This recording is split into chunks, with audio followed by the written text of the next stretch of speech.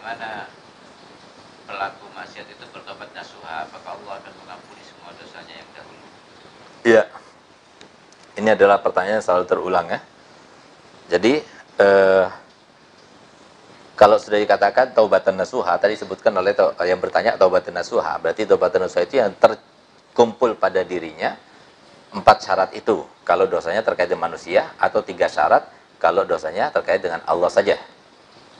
Yaitu dia cepat-cepat meninggalkan maksiat tersebut.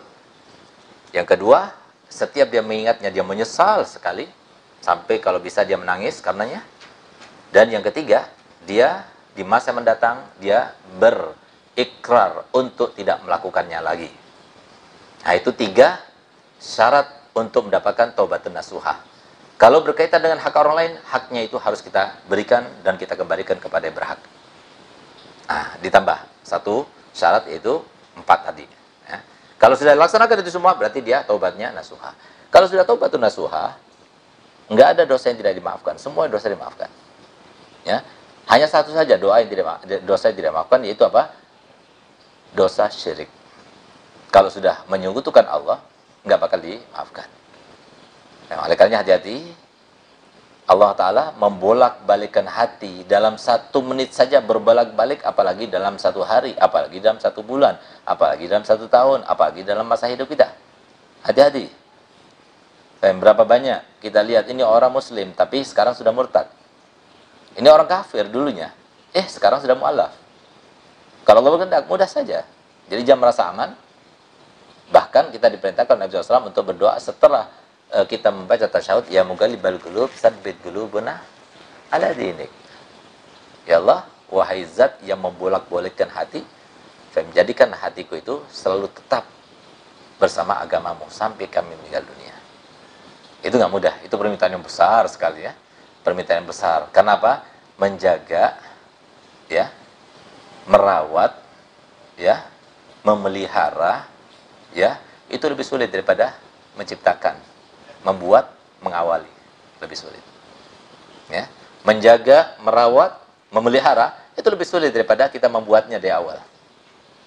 Dari kita melakukannya dari awal itu lebih sulit. Nah, oleh karena itu merawat keimanan, merawat ketakwaan itu lebih sulit. Kenapa lebih sulit? Tambah tinggi imannya, tambah besar ujiannya. Tambah besar takwanya, tambah besar pula cobaannya. Itu yang terjadi gitu. Kenapa? Allah mempunyai kehendak lain kepada kita. Apa kehendaknya Allah Ta'ala kepada kita? Kehendaknya Allah Ta'ala kita, wa'bud rabbaka hatta ya'tiyakal yakin. Beribadah kepada Allah, menyembahlah kepada Allah. Sampai kapan? Sampai kita mati. Ujian terus selalu ada. Kita akan dirundung ujian. Laqad khalaqnal insana fi kabad. Kami ciptakan manusia selalu dalam kesusahan. Karena kesusahan itulah yang menjadi sebuah kesempatan kita berdoa kepada Allah, mendekat kepada Allah, ingat akan dosa-dosa kita, ingat akan kekurangan kita. Ketika kita tidak diberikan ujian, kita tidak ingat. Kapan kita itu ingat kepada kekurangan kita? Ketika kita tertimpa ujian. Sakit, ya Allah, mungkin anak berdosa. Apa yang dizalimi anak ya? Apakah ada orang yang dizalim ya? Ada sebagainya. Itu terpikirkan kapan? Ketika kita diuji. Ketika kita dicoba. Ketika kita tidak dicoba, nggak ada ingat itu. Nah, oleh karenanya, maka kalau kita dapat nikmat, jangan lupa. Setiap dapat nikmat, langsung ingat Allah. Bagaimana ingat Allah dengan nikmat itu? Sebagian nikmat itu kita sodakohkan.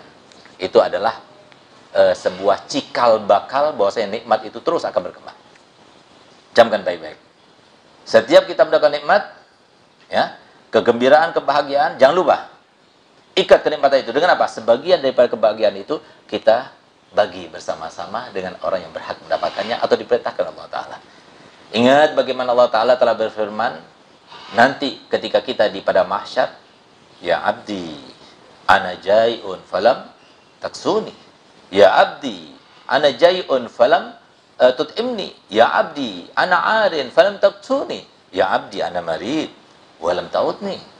Wahai hambaku, aku ini lapar, kau tidak beri makan aku. Wahai hambaku, aku ini dalam keadaan telanjang, kau tidak berikan makan aku, tidak berikan pakaian aku. Wahai hambaku, aku ini sakit, engkau tidak menyambangi aku. Dijawab oleh manusia pada saat itu, ya Rabb, bagaimana kami akan memberikan makan engkau sedangkan engkau memberikan makan aku? Ya Rabb, bagaimana kami akan menyambangi kamu Padahal engkau yang memberikan kami kesehatan. Ya Rabb, bagaimana aku akan memberikan pakaian kepadamu? Padahal engkau yang memberikan pakaian kepada kami. Apa jawaban Allah Ta'ala?